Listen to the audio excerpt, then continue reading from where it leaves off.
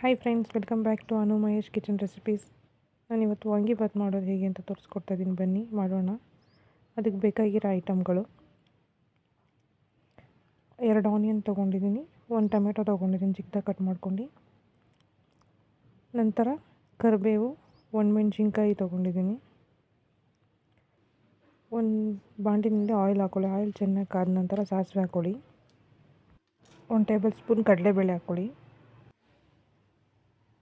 ನಂತರ 1 table spoon ಜೀರಿಗೆ ಹಾಕ್ಕೊಳ್ಳಿ.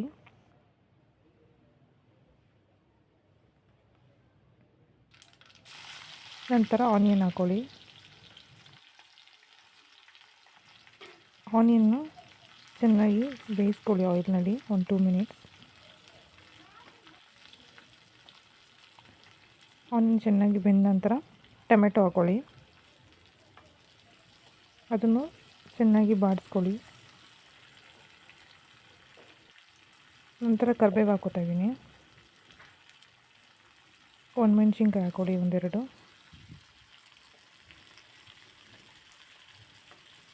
ಸೊ ಈರುಳ್ಳಿ ಟೊಮೆಟೊ ಎಲ್ಲ ಚೆನ್ನಾಗಿ ಬೆಂದ ನಂತರ ಬದನೆಕಾಯಿ ಕಟ್ ಮಾಡಿ ಇಟ್ಕೊಂಡಿದ್ವಲ್ಲ ವಾಂಗಿಬಾತ್ಗೆ, ಅದನ್ನು ಹಾಕ್ಕೋತೀನಿ.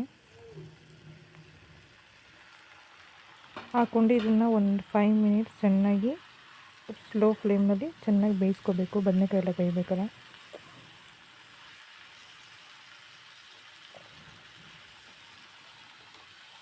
ನಂತರ ಇದಕ್ಕೆ 1 ಟೇಬಲ್ ಸ್ಪೂನ್ ಸಾಲ್ಟ್ ಹಾಕ್ಕೊಳ್ಳಿ.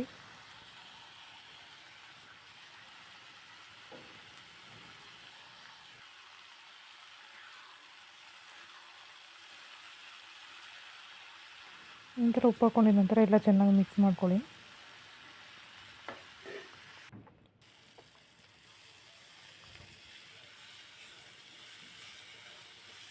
ನಂತರ 1/2 ಟೇಬಲ್ ಸ್ಪೂನ್ ಅರಿಶಿನ ಹಾಕ್ಕೊಳ್ಳಿ. ಇವಾಗ ಇದಕ್ಕೆ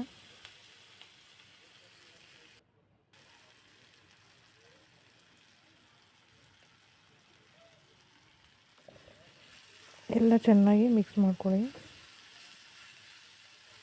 ನಂತರ ವಾಂಗಿಬಾತ್ ಪೌಡರ್ ಹಾಕ್ಕೊಳ್ಳಿ, 3 ಟೇಬಲ್ ಸ್ಪೂನು.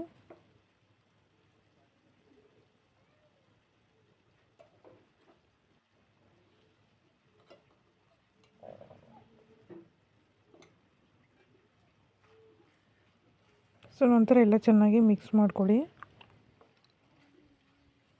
ಸೊ ಬದನೆಕಾಯಿ ಕೂಡ ಎಲ್ಲ ಚೆನ್ನಾಗಿ ಬೆಂದಿದೆ. ಸೊ ಅಷ್ಟೇ, ವಾಂಗಿಬಾತ್ ರೆಡಿಯಾಗಿದೆ. ಬಿಸಿ ಅನ್ನ ಜೊತೆ ಮಿಕ್ಸ್ ಮಾಡ್ಕೊತೀನಿ. ಮಾರ್ನಿಂಗ್ ಬ್ರೇಕ್ಫಾಸ್ಟ್ ತುಂಬ ಚೆನ್ನಾಗಿರುತ್ತೆ.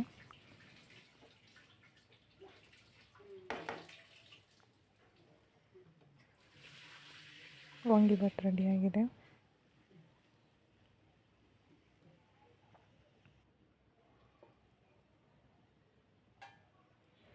ಈ ವಿಡಿಯೋ ಇಷ್ಟ ಆದಲ್ಲಿ ಲೈಕ್ ಮಾಡಿ, ಶೇರ್ ಮಾಡಿ, ಸಬ್ಸ್ಕ್ರೈಬ್ ಮಾಡಿ. Thank you for watching.